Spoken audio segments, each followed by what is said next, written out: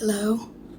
So today's asana position or posture that we're going to review and go over is revolved side angle.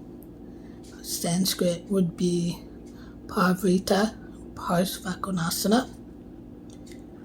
And what the benefits of this asana is it stretches and strengthens your legs, opens your chest, rejuvenates abdominal organs, reduces fatigue, and increases energy. So how you would get to this position, the instructions are saying you would begin in crescent pose. It says with your right leg forward, but quite frankly, that would be with whatever leg that you start with. You twist your torso to the right or the left with an exhale. You would snuggle your left armpit outside of your right knee and place your left fingertips on the floor. Reach your right arm to the sky with an inhale. Lower it alongside your right ear with an exhale, gaze towards the sky. And then you would carefully untwist with an exhale, rise to crescent chain sides. A modification would be to press your upper arm against your thigh and bring your palms to prayer. Avoid this pose if you have high or low blood pressure. I'm going to show you how this posture is illustrated to be done. If you can see that. And I am going to now show you how I can get into this position. And remember, yoga is not about flexibility. It is not about being flexible. So I am not an inherently flexible person. I'm also a little overweight, but that's neither here nor there. So I'm going to show you how, if I were your yoga teacher and I were helping you by giving you cues to get into this position, or even if I were taking class and someone else were giving cues, how I would best get into this position.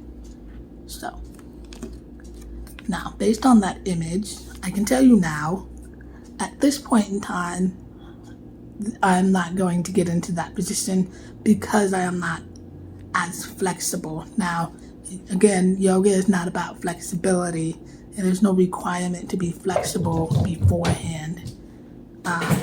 If you are flexible, that's great. If not, it doesn't matter because that's not what it's about.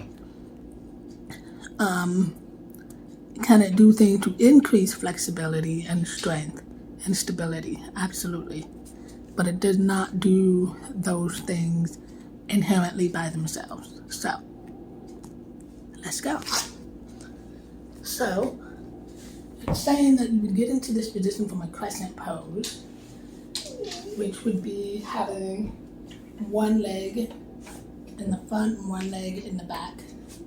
So, going from this side with my right leg forward and my left leg back, if I were coming from a crescent position, which is up like so, and my arms would be up.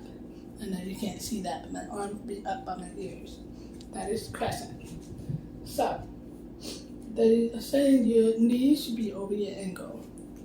And as I've said before, it's okay if your knee is a little bit over your ankle. Having your knee a little bit behind the ankle would obviously work your knee and your ankle a lot more than you want it to, and that's not something you would want to strive for. So either over the ankle or a little over is okay. So you would be in this position, and they're saying to bring the opposite arm over onto the floor. Now, I am not flexible enough to twist, let alone just twist and bring this arm over to the floor. That's not going to work. So here's modifications that can be done.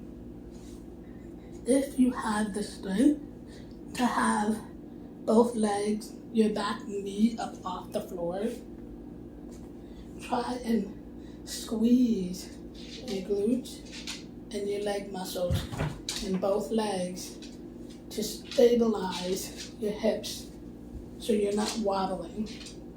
Also try to, if this is too much, just widen the space between your legs just a little bit. So instead of it being like this, where you might be a little too wobbly, just set it apart just a little bit, whatever works for you. Also,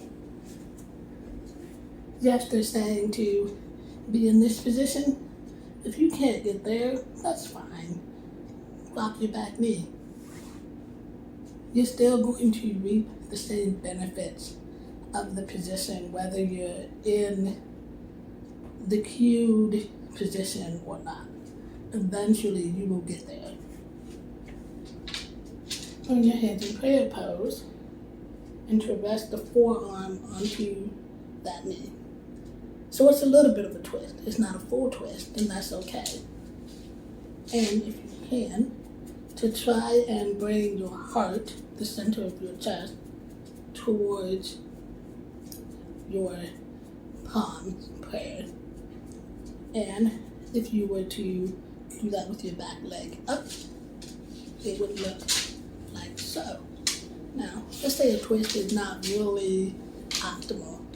Switch the forearm holding position to the other one to where your chest is now, your prayer is in line with your chest. And you're just looking down. Look down. Is this revolved side angle? No, it's not. But it's a start. Eventually, see if you can lift that back leg. Go from there. Maybe perhaps you want to put your opposite arm down onto the floor in line with your shoulder. So if you were going to look at it from the other side, you can see my leg is bent at that 92-degree angle. My arm, my hand is on the floor with my wrist in line with my shoulder. So I'm not like this, and I'm not like this. It is in line. This back leg would be up, right? If you can twist, but you can't twist over this leg, simply try and twist this way and open up. You're going to open your chest to the side of the room, bringing this hand up and bringing your gaze over your fingertips, like so. Eventually, maybe this is where you are, but you want to bring that back leg up. Challenge yourself to do that. A little bit at a time. Is it perfect? No, it's not. But it's where you are, and you are meeting yourself and giving yourself the respect to meet yourself where you can comfortably challenge yourself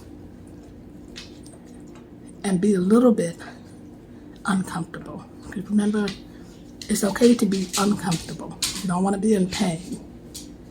And then go from there. Remember to breathe while you're in that position. And remember, everything is okay. Thank you.